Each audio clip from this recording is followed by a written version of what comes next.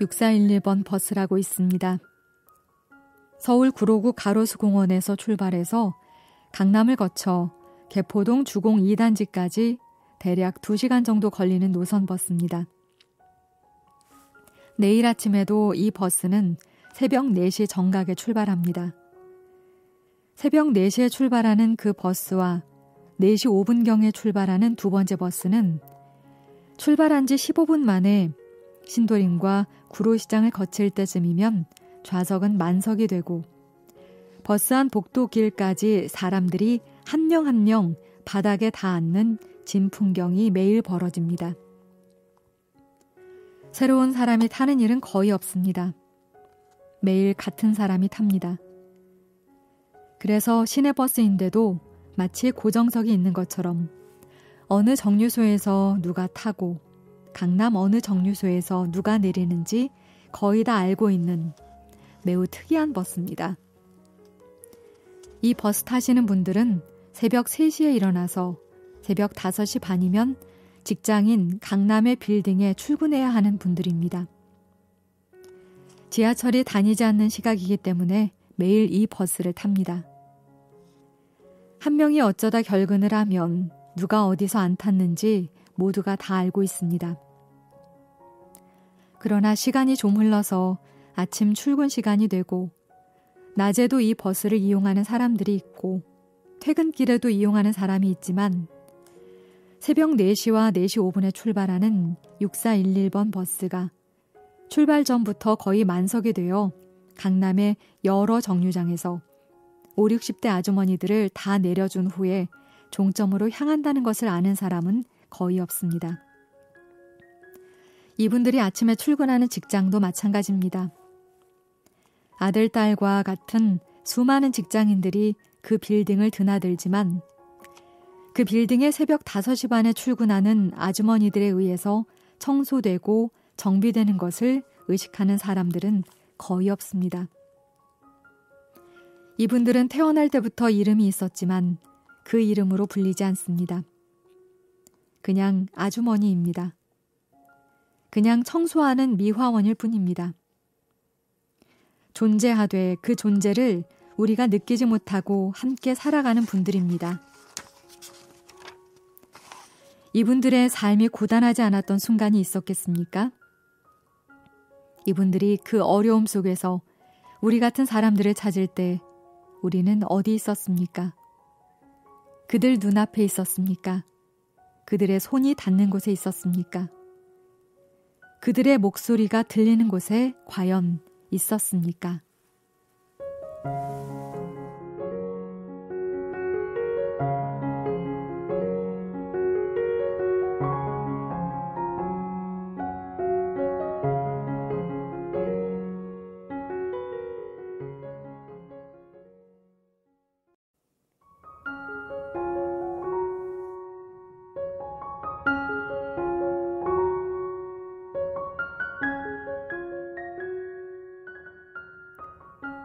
일하는 사람들만 보면 글 써보실 생각이 없느냐고 묻곤 했습니다.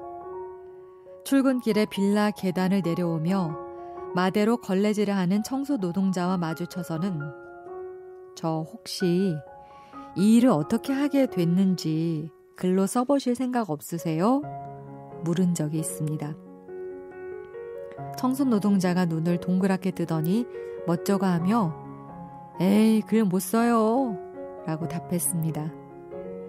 굵은 금 목걸이를 건 목에 연신 땀방울이 떨어지고 있었습니다. 그분과 몇 마디를 더 주고받다가 빌라 현관을 나섰습니다. 미안했습니다. 그저 자기 일을 열심히 하는 이에게 괜한 말을 던졌다 싶었습니다. 그러나 이런 대화들이 아무 힘이 없는 것만은 아닙니다. 청소 노동 자체가 이미 세상에 기여하는 바가 분명한 일이라고 해도 그 노동의 이야기를 글로 풀어보십사 청하는 것은 또 다른 의미가 생겨나는 계기가 됩니다. 당신의 노동을 우리가 알고 있고 그것에 감사하며 당신의 노동으로부터 생겨나는 이야기를 들을 준비가 되어 있다고 말을 건네는 일이기 때문입니다. 이런 마주침은 또 다른 사건으로의 전환입니다.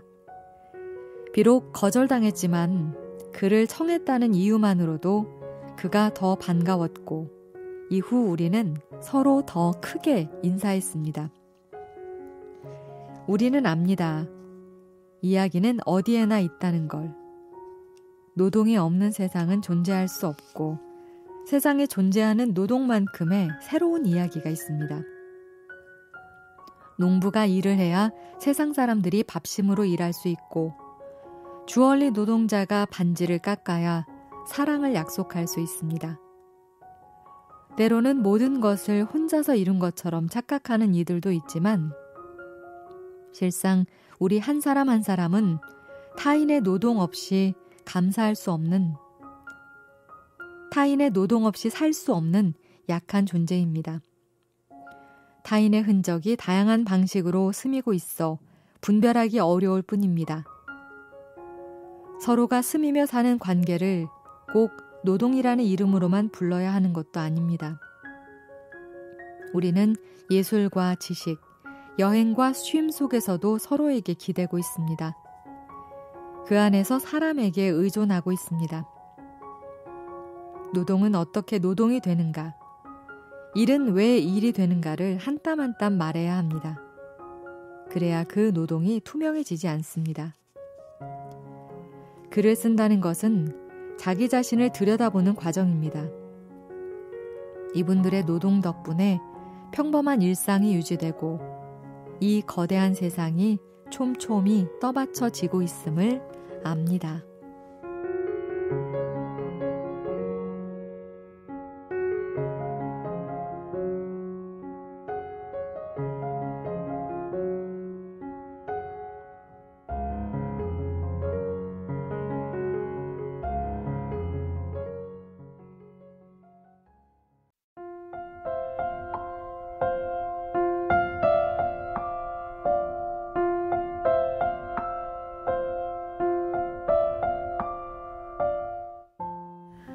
나는 서울 태생이지만 일찌감치 도시 생활을 정리한 뒤 산 좋고 바다 좋은 강원도 고성에 홀로 자리 잡았다.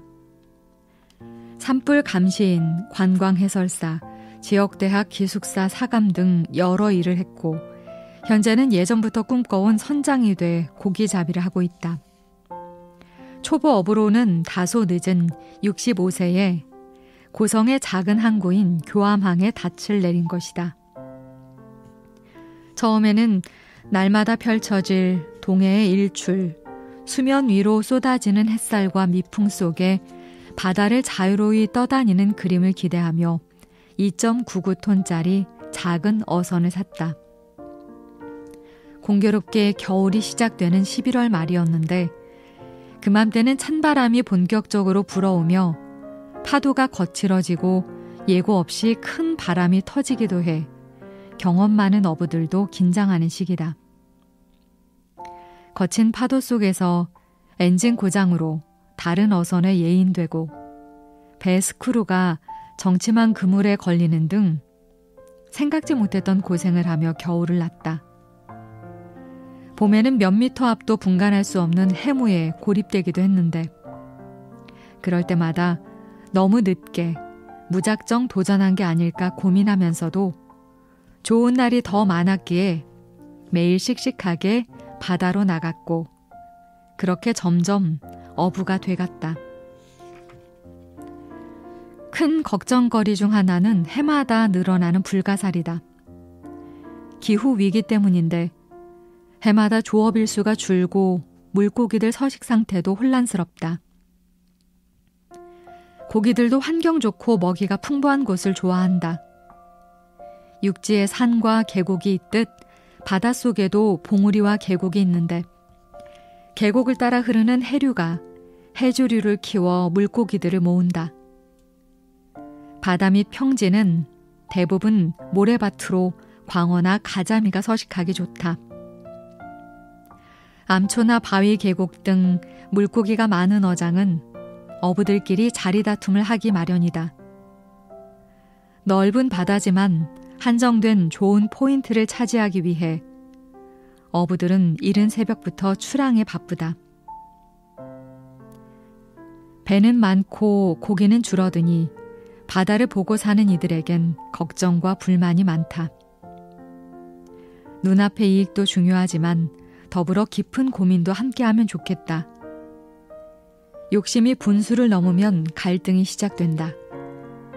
갈등이 변화를 부르기도 하지만 사람 사는 세상만큼은 더불어 사는 지혜가 발현돼 약육강식의 세계가 되지 않았으면 좋겠다. 거칠게 급변하는 자연환경에 순응해 살기도 벅찬데 가까운 이웃만큼은 서로가 힘이 돼줬으면 하는 바람이다. 무엇보다 두려운 것은 은밀했던 자연의 변화가 피부로 와닿을 만큼 극단적이 됐다는 점이다. 결국 우리들의 탐욕과 이기심이 생명의 근원인 바다까지 망가뜨렸고 그로 인해 불행한 변화가 해일처럼 다가오고 있다. 선장이 되기 전에는 동해를 보며 이런 고민을 하게 될 줄 몰랐다. 늦게 시작한 만큼 앞으로 길지 않을 어부 생활, 아침마다 행복하게 바다로 나가고 싶다.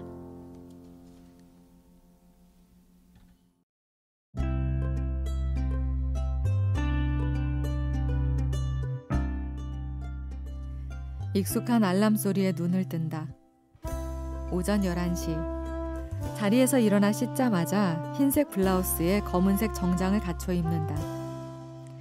내가 일하는 대리운전 회사는 정장을 입고 사진을 찍어 올려야 대리꿀 프로그램에 로그인된다.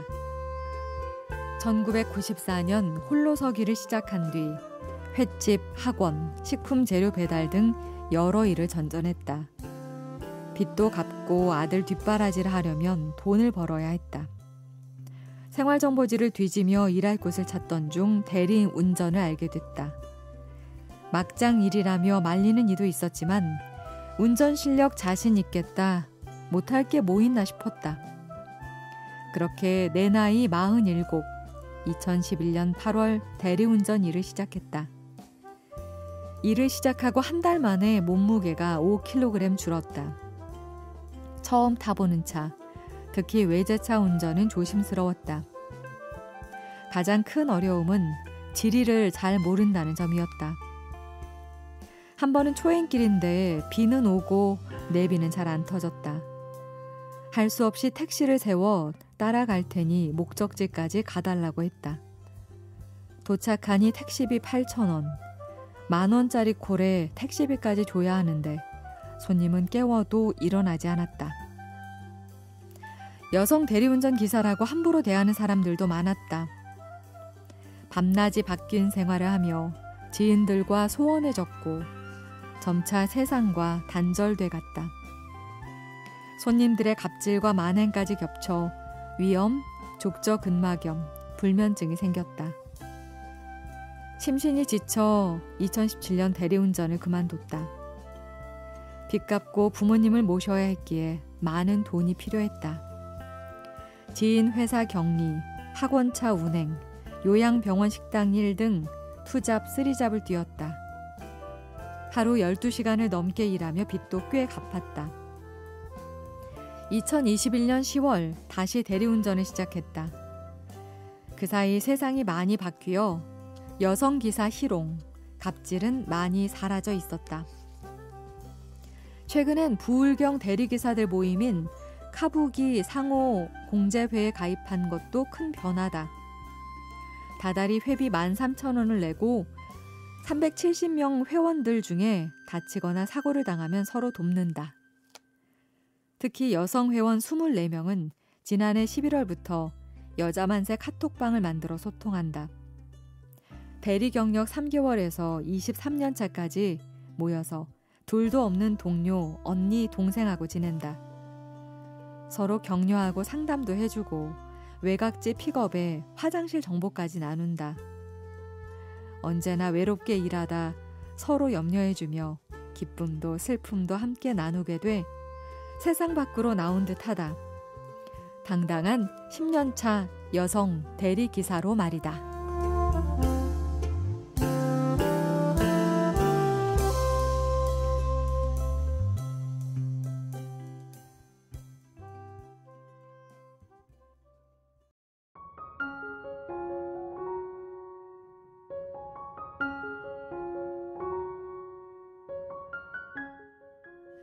매일 아침 7시 30분쯤 출근한다.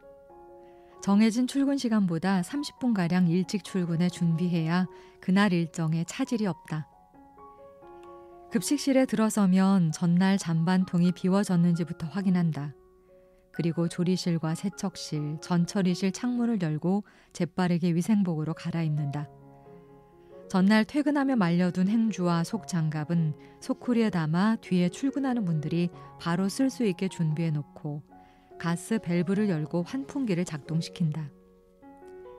급식실 문을 열고 출근하는 순간부터 이렇듯 빠르게 움직이며 준비해야 제 시간에 학생들에게 배식할 수 있다.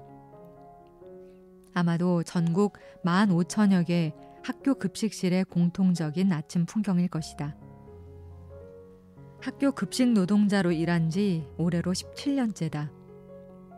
새아이의 엄마로 아이들을 키우며 다닐 수 있는 직장은 그리 많지 않았다. 그렇게 시작한 일이 학교 급식 조리 실무원이었다.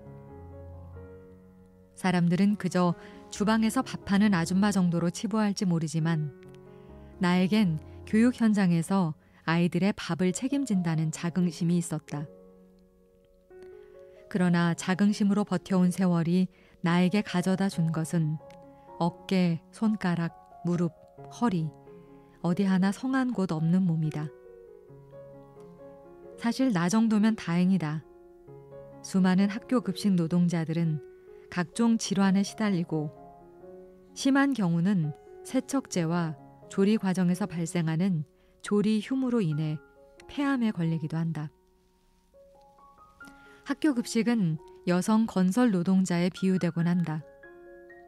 그만큼 육체적으로 힘든 직업이라는 말이다. 학교 급식 노동자들은 600~700명 끼니를 위해 미끄러운 바닥을 종종 걸음치며 하루 수백 개의 식판과 식자재를 옮기고 조리해야 하며 뜨거운 기름과 조리대를 다뤄야 한다. 정신 바짝 차리지 않으면 언제 사고를 당할지 모른다. 나도 배에 화상을 입은 적이 있다.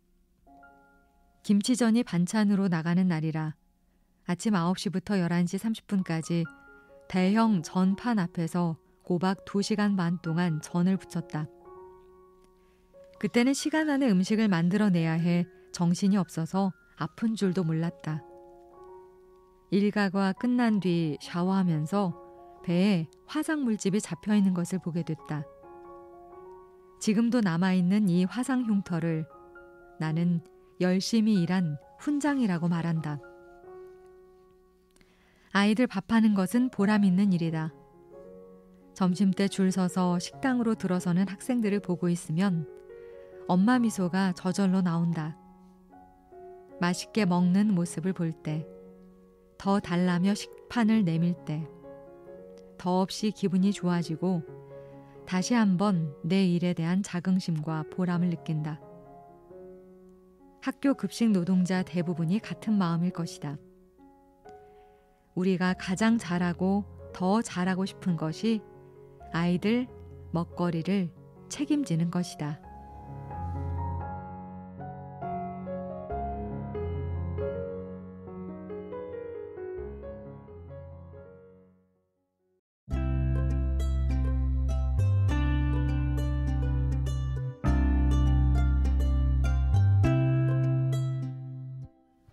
서울에서 나고 자라다 전북 완주군의 시골로 온 지 9개월 차. 귀농 귀촌 청년으로서 도시인들에게 의뢰 듣는 말은 두 가지다. 유유자적 여유로울 것 같아 부럽다와 대체 뭐로 벌어먹고 사느냐다. 둘 다 맞고도 틀린 말이다. 도시와 달리 한적한 풍광 속에서 여유를 느낄 수도 있는 반면 오히려 바쁘게 챙겨야 할 일들이 많다. 안정적으로 월급이 나오는 직장도 손님으로 끌어들일 만한 사람도 적지만 그만큼 인력이 더 필요한 곳이라 이것저것 해서 벌어먹을 때도 많다. 딱히 어떤 직업을 갖겠다고 생각하지는 않았다. 그저 좀 더 자급자족하고 돈은 최소한으로 필요한 만큼만 버는 삶을 생각했을 뿐이다. 도시인이 농촌에서 뭘 하며 살 수 있을지 알기 어려우니 직접 와서 경험해보고 싶었다. 그렇게 해서 오게 된 농촌에서 어쩌다 보니 다양한 일을 하게 됐다. 일단은 일주일에 한 번 6명이 공동으로 경작하는 밭에서 일한다. 기계나 비닐, 농약 없이 짓는 농사이기에 품이 많이 든다. 우리가 먹을 걸 기르는 정도지만 수확물이 많을 때는 종종 동네 식당에 팔기도 한다. 토종 씨앗으로 약 안 치고 지은 농산물임을 알아주는 사람들이 조금씩 사주는 정도다. 그렇게 번 돈으로 가끔 밥을 사 먹거나 필요한 모종 종자를 산다. 일주일에 2, 3일은 읍내 자전거 가게에서 일한다. 같이 사는 짝꿍이 자전거 수리 교육을 받다가 덜컥 직원으로 일하게 된 곳이다. 수입은 한 사람 생활비 정도인데 그걸 둘이 나눈다. 자전거 특성상 한여름과 한겨울에는 수입이 거의 없다. 최근에는 쌀을 수확하고 판매하는 일로 바빴다. 동네 벼농사 2회를 통해 벼농사에 필요한 공동작업을 함께하고 내가 농사지을 땅을 분배받을 수 있었다. 이양기와 트랙터 섭외, 운반 및 도정까지 모두 둘의 도움을 받았다. 우리 몫으로 받은 논 500평에서 쌀 560kg을 수확했다. 둘이 먹기에는 많은 양이라 부랴부랴 전단지 만들고 온 인맥을 동원해 홍보에 나섰다. 며칠 동안 쌀을 소분하고 포장해 자전거로 택배 영업소에 날아가며 모두 판매할 수 있었다. 목돈 꽤나 번 기분이었지만 계산해보면 사실 몇십만 원 남았을 뿐이다. 주변 어르신들은 근처 대도시 직장에 취직하든지 귀농 청년에게 지원하는 억대 대출을 받으라고 권한다. 대출받아 땅을 사거나 비닐하우스나 스마트팜을 지어 대농으로 발돋움하라는 얘기다. 경험에서 우러나온 진심을 담은 조언이지만 꼭 돈만 쫓아가야 하는지, 청년이 농촌에서 돈 버는 길은 그런 것뿐인지 의문이 든다. 안정적으로 월급 받는 일자리가 많아지면 청년들 귀농 귀촌이 늘어날까? 솔직히 1년도 못 버티고 나올 거라고 본다. 지역으로 들어가겠다는 내게 아버지가 했던 말이다. 나는 버티면서 살고 싶지는 않다. 돈 안 벌고 신선처럼 살겠다는 것은 아니다. 미래를 준비하지 않겠다는 것도 아니다. 어떻게 생애 끝까지 잘 살아갈 수 있을지 고민하며 일하고 싶을 뿐이다. 그렇기에 소농을 기반으로 내가 할 수 있는 일, 이곳에 필요한 일, 마음에 내키는 일들을 찾아 해나가고 싶다. 사회가 규정하는 일자리가 아닐지라도.